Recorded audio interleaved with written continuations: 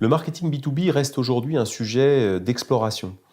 Le marketing est né dans les 30 Glorieuses, ou plutôt à la fin des 30 Glorieuses, essentiellement dans les marchés de grande consommation. Il a été extrêmement structuré, professionnalisé, normé dans le secteur de la grande consommation. Aujourd'hui, le B2B continue à se réinventer sur l'aspect marketing.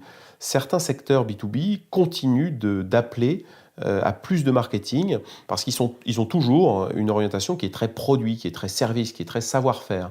Donc le marketing reste dans ces secteurs-là un vrai questionnement, un vrai enjeu pour permettre d'aller vers plus de sensibilité, plus d'écoute client. Alors, les modèles, en revanche, ont évolué. Pourquoi? Parce que les modèles traditionnels de la grande conso ne s'appliquent pas forcément au B2B, notamment des enjeux de segmentation client qui vont absolument pas se baser sur des analyses statistiques, sur des notions de panel, par exemple. Un certain nombre de marchés B2B, vous allez avoir au maximum quelques dizaines, parfois même quelques clients potentiels sur des marchés très spécifiques, ou au maximum quelques centaines de clients, et les bases de l'analyse, notamment statistique, n'auront absolument pas prise en marketing B2B.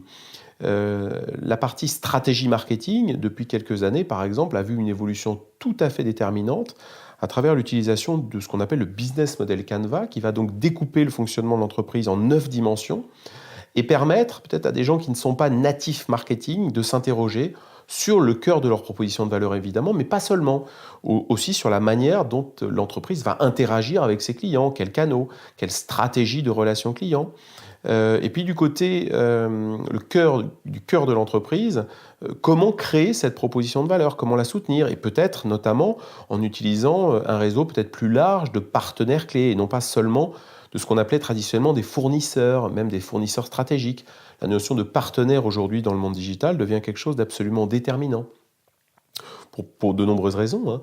La plupart des entreprises aujourd'hui, si elles investissaient sur des cycles peut-être qui étaient de l'ordre d'une décennie, c'est-à-dire une entreprise qui allait créer un nouveau process de production, allait probablement le stabiliser pour de nombreuses années, en moyenne une dizaine d'années. Aujourd'hui, une entreprise qui a basculé dans le digital, l'obsolescence d'un cycle de production va être de l'ordre d'un an, 2 ans maximum. L'entreprise n'a donc plus capacité à investir systématiquement sur toutes les idées qu'elle va souhaiter développer sur ces marchés.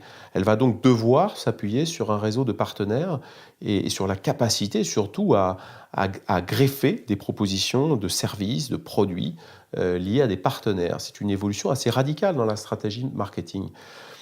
Autre évolution, toujours à base de réflexion du business model Canva, ce sont les sources de revenus.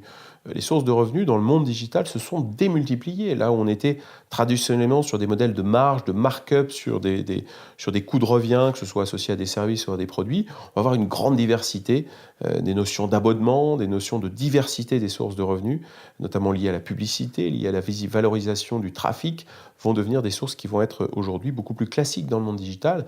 Et ça, évidemment sur les marchés de grande consommation, mais aussi sur les marchés B2B. On voit qu'il y a une vraie réflexion aujourd'hui sur l'innovation marketing qui est probablement au moins aussi forte en B2B qu'en B2C. Autant de sujets à explorer. Merci.